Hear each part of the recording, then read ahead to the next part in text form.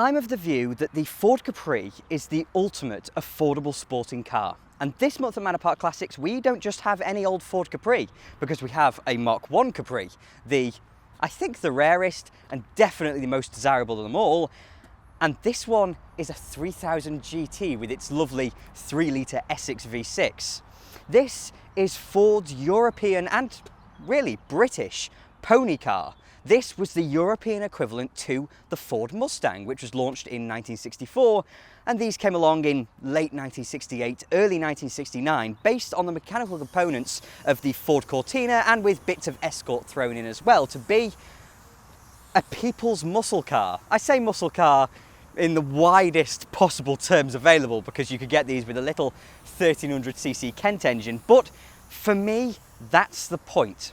See, I have this theory that the Capri and its ilk, the big sporting coupes that were based on normal family cars, think Opel Manta as another one, are infinitely superior to the hot hatches that came further down the line.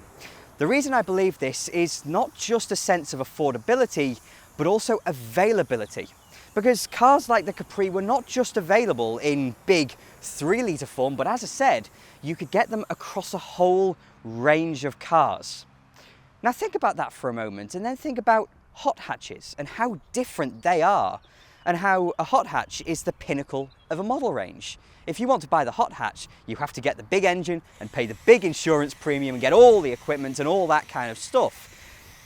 Whereas cars like the Capri are completely the opposite. As individual members in a range, they may be more expensive to engineer and build than a hot hatch would be, and also most probably have less profit margin. But cars like this made available a really sporting, dynamic outlook. They made it available to absolutely everyone. And to show you exactly how, this is a motorist guide. It's a big price list of every car on sale in the early 70s. And the latest price I have for a Capri 1300 is from November 1972. And a Capri would have cost you £1,123.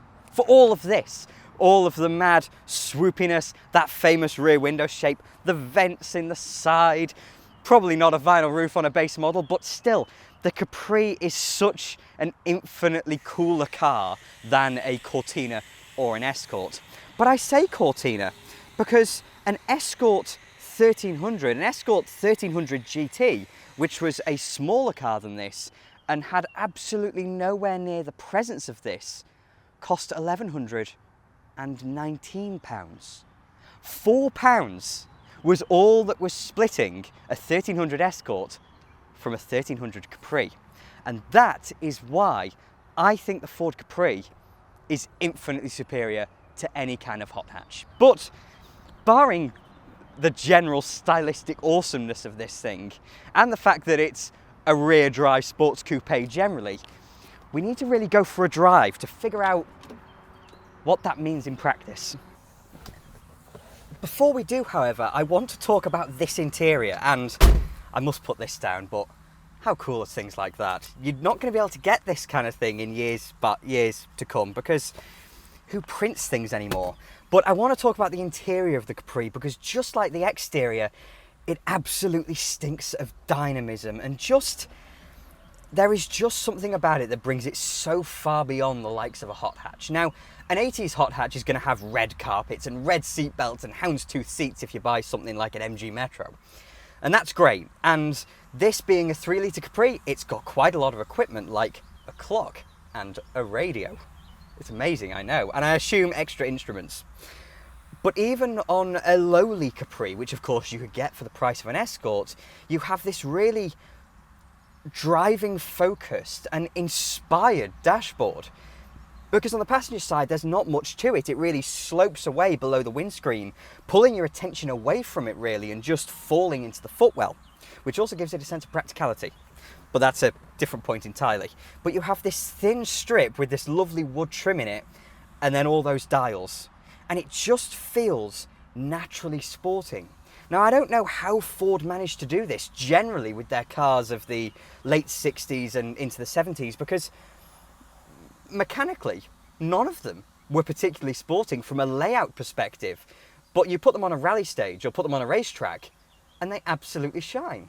Fords were not sophisticated, but they were winners. That's the mad thing about Ford in this era, and how they made such a brilliant image for themselves that they just haven't been able to replicate in well over 30 years. Now, the Capri, as I mentioned, launched in late 68, early 69, and at that point, the equivalent Cortina was the Mark II Cortina.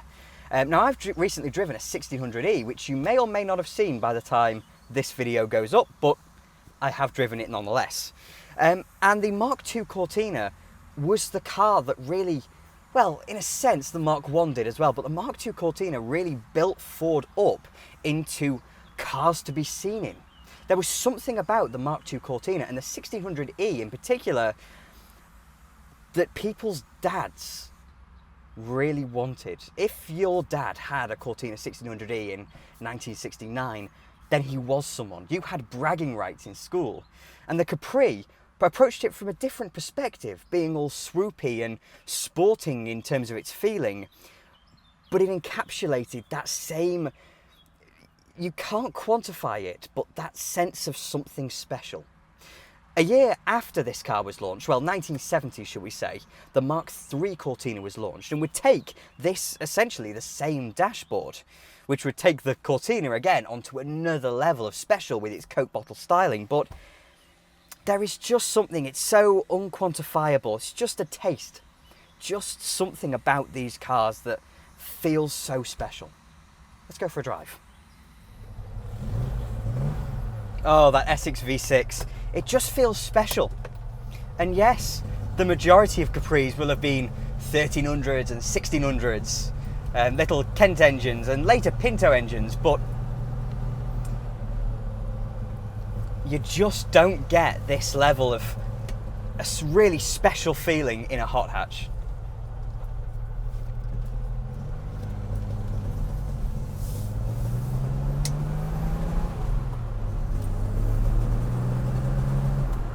You look out over this long bonnet with the big hump in the middle. It just feels fantastic. And the Capri in its later years, not in Mark I form, but as a Mark III generally, it got a bit of a bad reputation in the UK for being driven by the kind of people who wanted to look better than they were, if you catch my drift.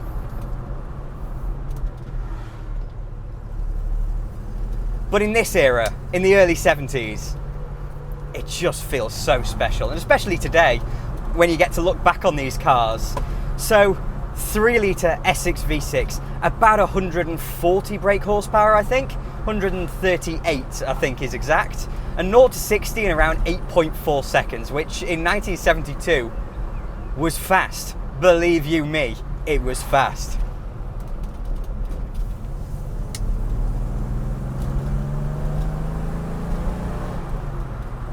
Oh, the noise it makes as well. And it has just that kind of thumpiness to it, where you don't need to extend it. It's an old overhead valve V6, and with all that displacement, has such that, just that lovely grumble to it. And also that brilliantly linear torque delivery. And with a cable throttle and a big carburettor, just feels great. So good. Easy to rev match.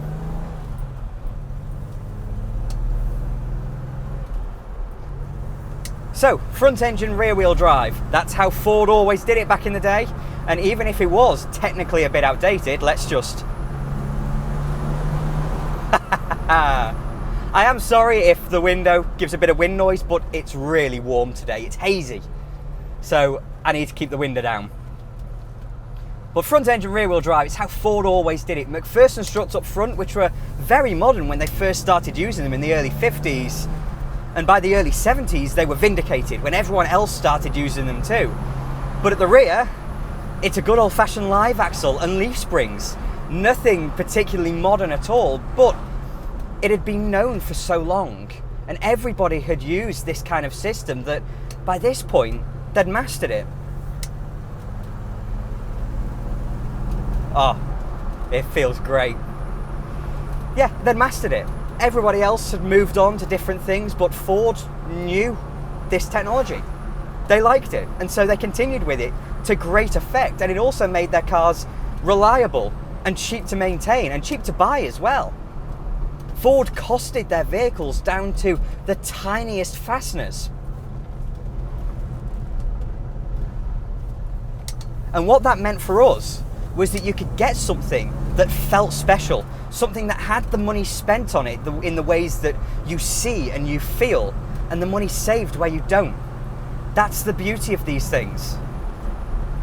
And again, with that layout means there's a gearbox right below the center of the car, and that means that this gear change, oh, it clicks beautifully into each gear. And as I said, it's so easy to rev match.